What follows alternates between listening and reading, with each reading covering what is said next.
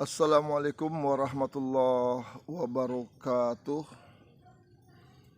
Innal hamdalillah nahmaduhu wa nasta'inuhu wa nastaghfiruh wa na'udzu billahi min syururi anfusina wa min sayyiati a'malina. May yahdihillahu fala mudhillalah wa may yudlilhu fala hadiyalah. Asyhadu an la ilaha illallah wahdahu la syarikalah wa asyhadu anna Muhammadan abduhu wa rasuluh alladzi la nabiyya ba'dah. Rabbi shrah li sadri wa yassir li amri wahlul 'uqdatan min lisani yafqahul qawli. Puji dan syukur marilah kita ucapkan kehadirat Allah Subhanahu wa taala atas karunia nikmat yang begitu banyak yang dilimpahkan Allah Subhanahu wa taala kepada kita. Serta selawat dan salam marilah kita tujukan kehadirat Rasulullah sallallahu alaihi wasallam kepada keluarganya, sahabat-sahabatnya dan orang-orang yang telah mengikuti sunnahnya sampai hari kiamat. Kaum muslimin yang dimuliakan oleh Allah Subhanahu wa taala, bahwa kita telah sama-sama mengetahui bahwa penyakit ini terbagi menjadi dua. Ada penyakit medis, ada penyakit yang namanya non-medis.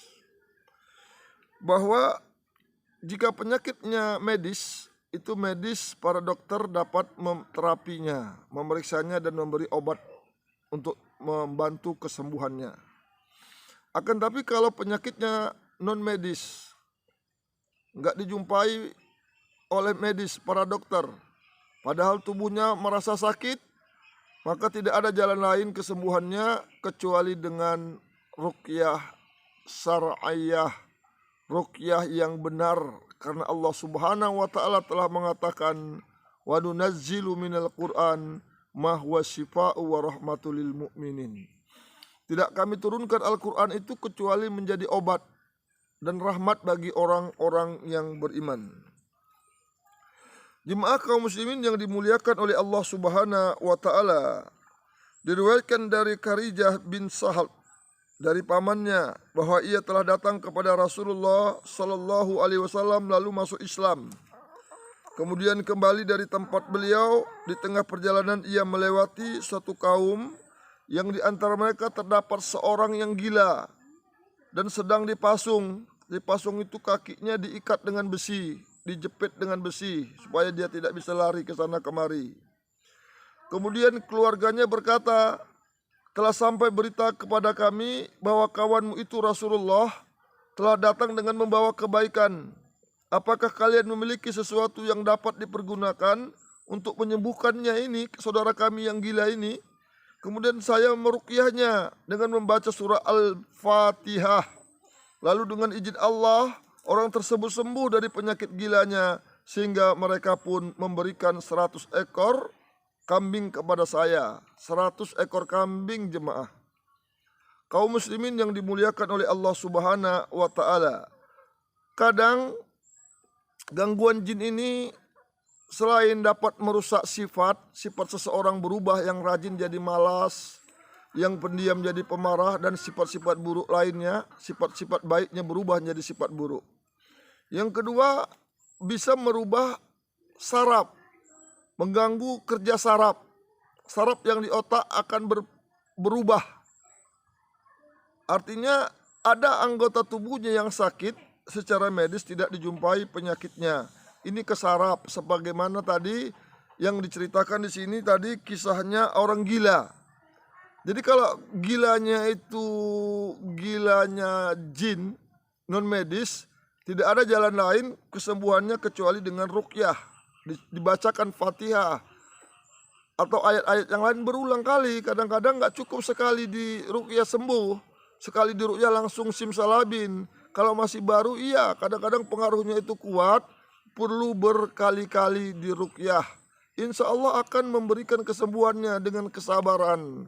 Jangan terburu, kurang keyakinannya dengan Al-Quran, kurang keyakinannya dengan ruqyah. Sekali ruqyah keinginannya sembuh. Yang kita inginkan seperti itu, tapi kesembuhan itu dari Allah Subhanahu wa taala. Allah belum memberikan kesembuhannya, kita sabar terus senantiasa kita ruqyah. Jangan tergesa-gesa, Tidak sabar sekali dua kali diruqyah, udah nggak sabar pergi ke dukun. Ini namanya keyakinannya rusak. Orang yang seperti ini memang payah mendapatkan kesembuhan yang benar melalui ruqyah syariah, karena keyakinannya sudah rusak, keyakinan yang perlu diperbaiki terlebih dahulu. Jemaah kaum muslimin yang dimuliakan oleh Allah Subhanahu wa ta'ala, bahwa kisah tadi menceritakan kepada kita bahwa saya datang kepada Rasulullah Sallallahu Alaihi Wasallam, sahabat tersebut yang telah meruqyah, yang dikasih 100 ekor kambing tadi datang kepada Rasulullah Sallallahu Alaihi Wasallam dan memberitahukan hal tersebut kepadanya. Dia telah membacakan Al-Fatihah kepada orang gila itu sembuh. Lalu Rasulullah bertanya kepadanya, apakah engkau membaca sesuatu selain Al-Fatihah? Maka saya katakan tidak. Rasulullah bersabda, ambillah kambing tersebut. Sungguh demi hidupku telah ada orang yang memakan hasil dari ruqyah yang batil, sementara engkau memakan dari hasil ruqyah yang benar. Dalam riwayat yang lain disebutkan kemudian ia meruqyahnya dengan bacaan surah Al-Fatihah selama 3 hari, setiap pagi dan sore. Setiap kali ia meruqyah, ia mengumpulkan air ludahnya kemudian menyemburkannya kepada orang gila tersebut.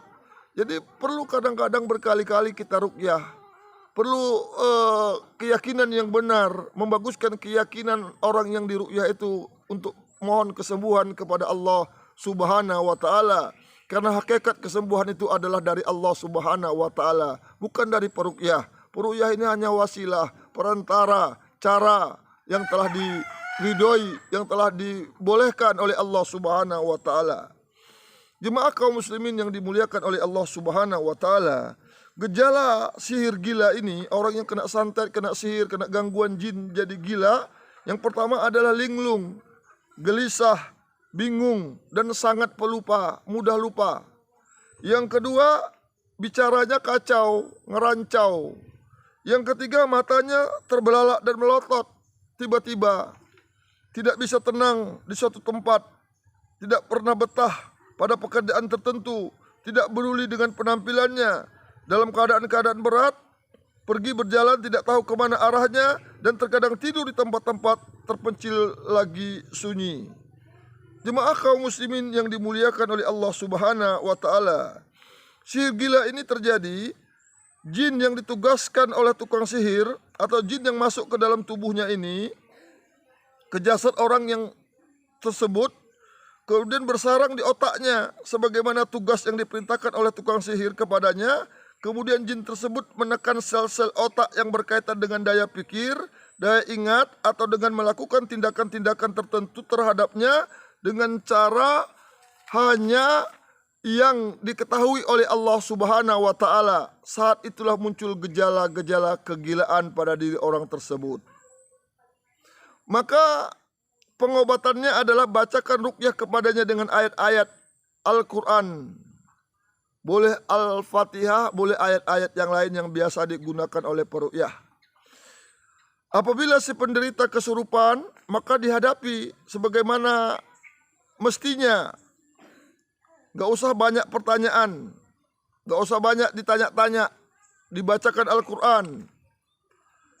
Namun jika si penderita tidak kesurupan, maka ulangi ruqyah tersebut sebanyak 3 kali atau lebih. Berulang-ulang dilakukan ruqyah tersebut berhari-hari dengan membacakan ayat-ayat Al-Quran.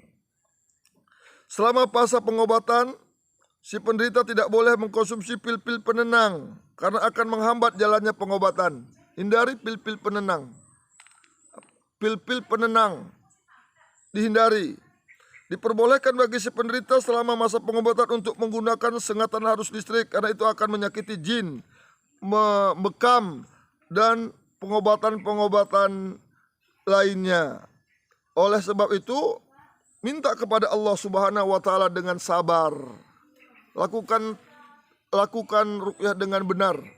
Kadang kalau diperlukan terapi saraf untuk membaguskan saraf yang telah dirusak jin, itu perlu diterapi. Kadang-kadang sakit lah, namanya diterapi sakit. Yang dirusak itu dibagusin sakit. Kadang kakinya sampai memar, sampai biru, sampai merah. Ya ditahanlah sebentar untuk kesembuhan. itu tidak lama. Terapi-terapi lain juga bisa kalau ada yang tahu untuk menyembuhkan seperti itu, digabungkan dengan ruqyah selama tidak bertentangan dengan syariat Allah Subhanahu wa taala. Semoga Allah Subhanahu wa taala memudahkan orang-orang yang sakit diganggu jin, yang kena penyakit gila yang disebabkan oleh jin, dimudahkan oleh Allah, diberikan jalan keluar untuk memudahkan kesembuhannya. Kepada Allah kita mohon ampun. Assalamualaikum warahmatullahi wabarakatuh.